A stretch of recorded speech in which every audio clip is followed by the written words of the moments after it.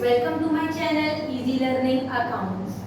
आज की इस वीडियो नंबर 105 में हम पढ़ेंगे common size statement, one of the tool of financial statement analysis. Last 2 videos में हमने बेटा कंपैरेटिव स्टेटमेंट पढ़ा, जिसमें मैंने आपको statement of P and L का और बैलेंस शीट दोनों का कंपैरेटिव स्टेटमेंट कैसे बनाते हैं और उसके न्यूमेरिकल्स को सॉल्व कैसे करते हैं वो हमने सॉल्व किया।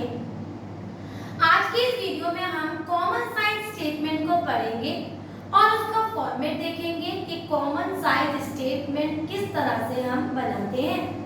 उससे पहले एक बार रिवाइज करते हैं, what is the meaning of common size financial statement analysis. तो कॉमन साइज फाइनेंशियल स्टेटमेंट होता है, it is a vertical analysis in which the individual items amount of balance sheet or statement of P&L are written, जिसमें हम previous year और current year की value को मिला के एक कॉलम देते हैं जिसका नाम होता है एब्सोल्यूट चेंज, और फिर 2 कॉलम और बनाते हैं बेटा, जिसमें हम पहले कॉलम में परसेंटेज निकालते हैं प्रीवियस ईयर का और फिर 4th कॉलम में परसेंटेज निकालते हैं करंट ईयर का। क्लियर?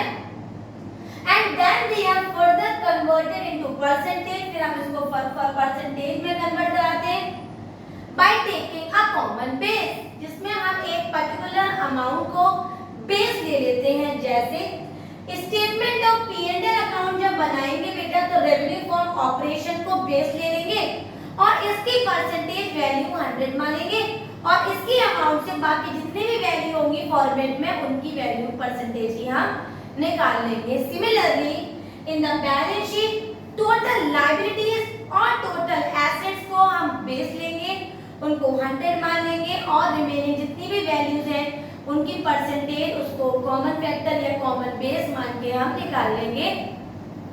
तो देखते हैं एक एक करके format of common size statement, statement of P&L and balance sheet. सबसे पहले देखेंगे बेटा format of common size statement of P&L। Clear? उसके लिए मैंने एक फॉर्मेट बना रखा है।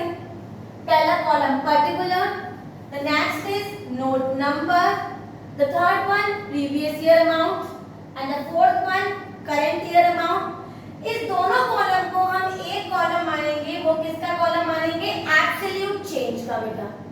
और नेक्स्ट 2 कॉलम बनाएंगे हम परसेंटेज चेंज के, जिसका हमने एक कॉलम सब कॉलम बनाएंगे प्रीवियस ईयर का और एक सब कॉलम बनाएंगे करंट ईयर का। Right? Format statement of P&L का हमें पता है, तो जो इंफॉर्मेशन हमें क्वेश्चन में दे रखी होगी अकॉर्डिंग टू देम हम उसका फॉर्मेट बना लेंगे। मैं एक बार पूरा फॉर्मेट आपको बना देती हूँ। रेवेन्यू फ्रॉम ऑपरेशन, उसके बाद सेकंड पॉइंट होता है बेटा हमारा other incomes, the next is हमारा third column that is total revenue, जिसमें हम दोनों रेवेन्यू को ऐड कर देते हैं। Now in the fourth point all the expenses comes, we put all the expenses here and then do sum of all the expenses and give them total expenses. Now the 5th point is profit before tax. Then we deduct in the 6th point less tax, and in the 7th point profit after tax. This is the format of statement of P&L, right? अब इसी में मैंने आपको क्या बताया question में, पहले current year होगा तो करंट ईयर बाद में लिख देंगे और पहले लिख देंगे हम प्रीवियस ईयर। पहला कॉलम जो बनाएंगे वो प्रीवियस ईयर का होगा, क्वेश्चन में अमाउंट उठाएंगे और पुट कर देंगे। एज्यूम कर लेती हूँ कि यहाँ पर अमाउंट हमारी कोई भी वैल्यू पुट कर लेते हैं बेटा। एज्यूम कर लेती हूँ कि रेवेन्यू फ्रॉम ऑपरेशन 7,50,000 है। क्लियर? और अदर इनकम प्रीवियस ईयर में 75,000 है, एज्यूम कर लेते हैं। सिमिलरली करंट ईयर में रेवेन्यू फ्रॉम ऑपरेशन 1 लाख है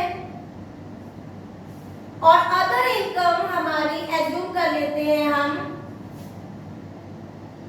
1 लाख है और ऊपर वाली वैल्यू है हमारी 10 राइट। नेक्स्ट कॉलम जो बेटा इसमें हमारे बनेंगे वो होंगे परसेंटेज चेंज के bye taking a common base. मैंने अभी आपको बताया था statement of P and L account जब हम बनाएंगे तब हम कॉमन बेस लेंगे रेवेन्यू फ्रॉम ऑपरेशन। तो मैंने यहाँ पर रेवेन्यू फ्रॉम ऑपरेशन को क्योंकि कॉमन बेस ले लिया है तो उसकी परसेंटेज में पुट कर दूंगी 100 and 100 on both the sides। Now I will calculate the percentage of the other incomes। See how I am doing the calculation। I will take the 75,000 in numerator, then 7,50,000 denominator and make the percentage।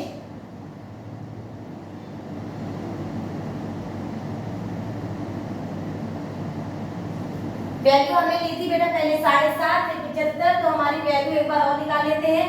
75,000 लिया, base लिया है हमने 7,50,000 और into 100, तो 0 से 0 गया, ये 2 0 गए और बेटा ये हो गया हमारा 10।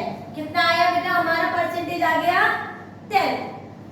ठीक है, नेक्स्ट वैल्यू जब हम कैलकुलेट करेंगे बेटा तो हमारी वैल्यू हो जाएगी राइट। इसको लिखेंगे कैसे 10.00 right. Now we will take the calculation of the second point that is the current year. Taking a common base of 10 lakh, I will divide with the 10 lakh into 100, 0 0, then 2 3 4, 1 2 3 4 and again this is also 10। In the third column we will add both the items 0 0 0 0 and then 12 1 8 25, then again addition 11 lakh, then again addition, then again addition, right? And like this हम सारे points calculate करेंगे। एक बार और देख लेते हैं। Common side statement में बेटा जो हमारा पहला कॉलम बनेगा वो प्रीवियस ईयर की अमाउंट होगी। सेकंड कॉलम में हम करंट ईयर की अमाउंट क्वेश्चन में से देख के लिख लेंगे। अगर question statement of P and L account का है तो रेवेन्यू फ्रॉम ऑपरेशन को 100 मान लेंगे और इन वैल्यूज को कॉमन डिनोमिनेटर लेके सारी वैल्यूज निकाल लेंगे। जैसे पहले को हमने 100 ले लिया। Now I am taking the calculation of the other income. मैंने न्यूमरेटर में 75,000 लिखा, डिनोमिनेटर में 7,50,000 लिखा, इनटू 100 कर दिया, वैल्यू आई 10। सिमिलरली 1 लाख लिखा न्यूमरेटर में, डिनोमिनेटर में मैंने 10 लाख लिखा, इनटू 100 तो वैल्यू आ गई 10। एक और पॉइंट देख लेते हैं कि हम एज्यूम कर लेते हैं हमारी जो एक्सपेंसेस है वो 6 लाख है। एज्यूम कर लेते हैं कि हमारी प्रीवियस ईयर की जो इनकम है वो 6 लाख है और बेटा जो हमारे करंट ईयर की एक्सपेंसेस है वो 7.5 लाख है, right. Now how I will calculate, see my common base is revenue from operation, that is 7,50,000। I will take it as numerator, again 7,50,000 at denominator into 100।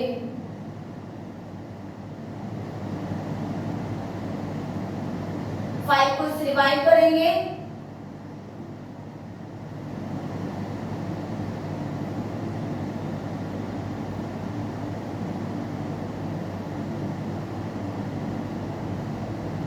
$48.00।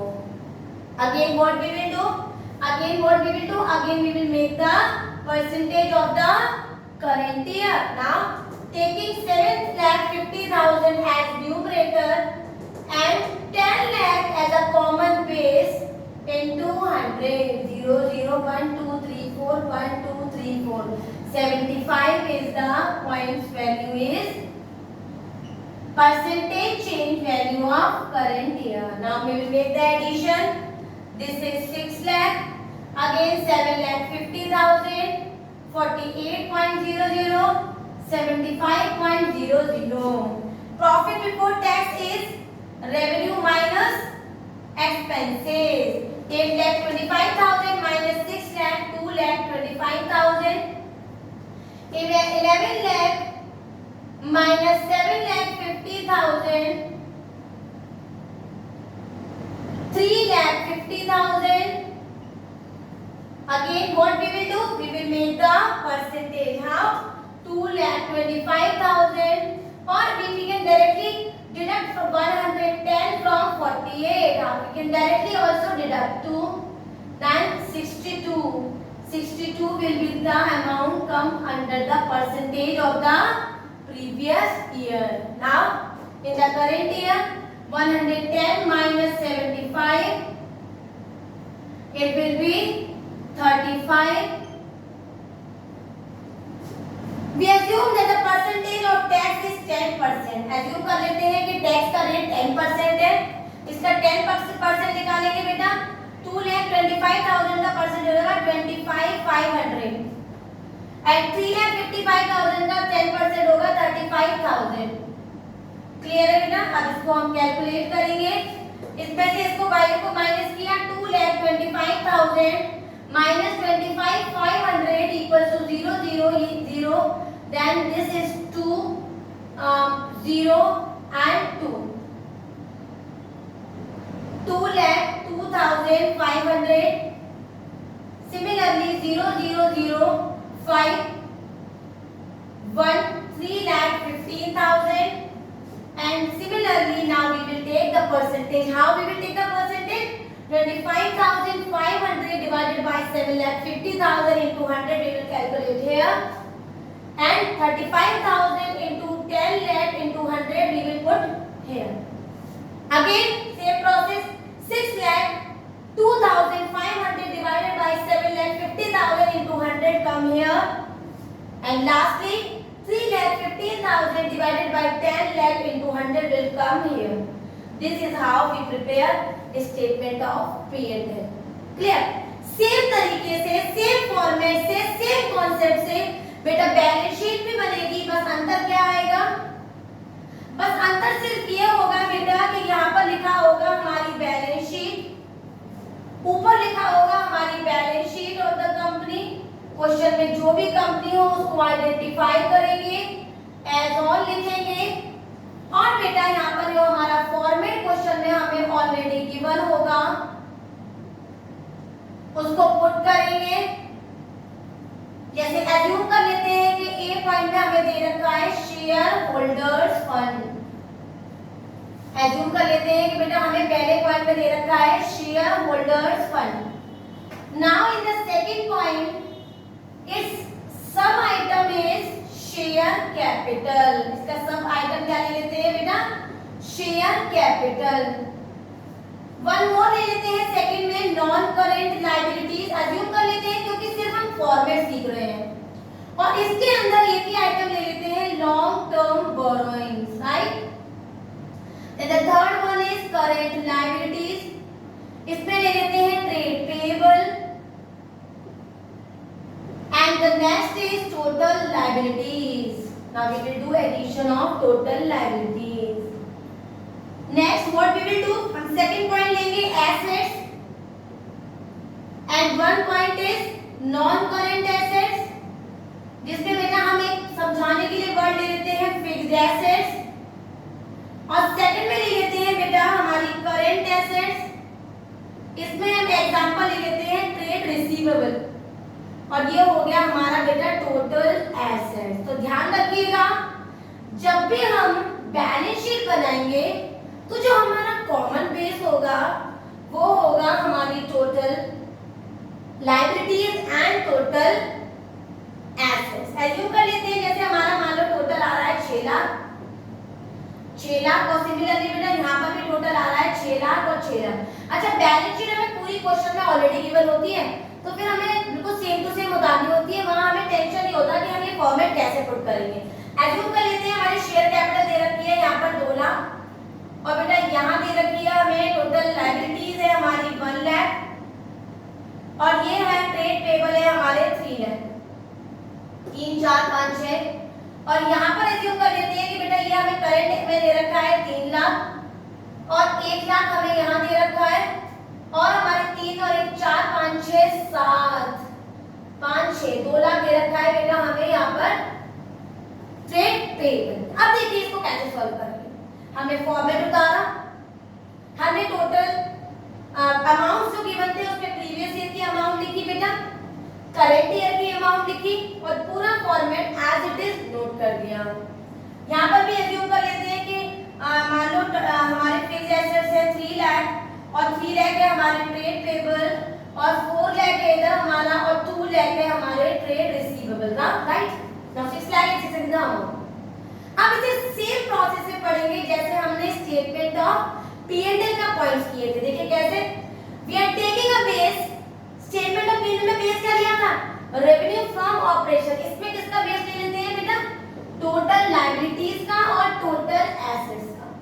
जो टोटल एसेट्स का base लिया है वो assets की value percentage की निकालने में काम आता है और टोटल लायबिलिटी का हमने बेस लिया है तो टोटल लायबिलिटी की अमाउंट निकालने में हमारे काम आता है। देखिए कैसे, मान लो ये पहली अमाउंट निकालने जा रहे हैं, देखिएगा बेटा, तो हमने लिया 2 लाख, डिनोमिनेटर में ले लिया 6 लाख इनटू 100, तो ये 2 0 से 0 गए 1 2 3 1 2 3 और ये हो गया हमारा 200 को 6 से करेंगे तो ये हो गया हमारा 100 और ये हो गया 3 और यहाँ सिंपलीफाई किया तो 3 3 9 3 3 9.3 तो वैल्यू हो गई 33.33। क्लियर है। आगे बढ़ते हैं, नेक्स्ट पॉइंट कैसे निकालेंगे। नेक्स्ट पॉइंट देखते हैं बेटा, ये है हमारा 1 लाख, तो हमने यहाँ लिया 1 lakh divided by base. Base कितना है 6 लाख इनटू 100, 2 0 से 2 0 गए 1 2 3 1 2 3। अब 100 को 6 से करेंगे तो 6 1 जा 6, ठीक है, ये बचे हमारे 4 6 6 जा 36, फिर 4 बचे तो 16.66, तो 16.67 मान लेते हैं, राइट। थर्ड पॉइंट करते हैं, हमारा वैल्यू है 3 लाख और बेस कितना है बेटा 6 लाख का और इनटू 100 करेंगे 2 0 से 2 0 गए 1 2 3 1 2 3 6 6 जा 6 5 जा 30 और ये आ गया हमारा 50.00। क्लियर है बेटा। इनका एडिशन करके देख लीजिए आप, वही वैल्यू आएगी जो नीचे ये 100 होगा। क्लियर है बेटा। 7 और 3 का 0 क्या दिया है 1 4 5 और 5 10। इसका एडिशन 100 के बराबर आएगा, ये फिक्स है। आगे बढ़ते हैं, ये वाला पॉइंट निकालेंगे क्योंकि परसेंटेज निकालना है। बेस क्या है हमारा 6 लाख, तो 3 lakh divided by 6 lakh into 100 value आएगी 50.00। फिर करेंगे 1 लाख को करेंगे इसको 6 लाख से और वैल्यू आ जाएगी हमारी 16.67 और फिर 2 लाख को करेंगे हमारे 6 लाख से और हमारी वैल्यू आ जाएगी 33.33। इनका एडिशन करेंगे तो वो भी अपने आप ही हमारा 100 आ जाएगा। इस तरह से हमने देखा कि स्टेटमेंट ऑफ P&L अकाउंट का कॉमन साइज बनाते समय हमें बेस लेना है रेवेन्यू फ्रॉम ऑपरेशन और बैलेंस शीट की कंपैरेटिव स्टडी में हमें बेस लेना है total liabilities and total assets. आपको आपके सारे पॉइंट्स क्लियर हो गए हो। स्टेटमेंट ऑफ P&L अकाउंट का format just like balance sheet, but हमारे कॉलम में डिफरेंस है क्योंकि हमने जब बेटा कंपैरेटिव स्टडी पढ़ा तो हमारा A B C D सब बिल्कुल डिफरेंट था और कॉमन साइज में एकदम तरीका अलग है। अगर हमें आज के पॉइंट अच्छे समझ में आ गए हो और क्लियर हो गए हो तो मेरी वीडियो को लाइक करें, शेयर करें और मेरे चैनल को सब्सक्राइब जरूर करें। Thank you.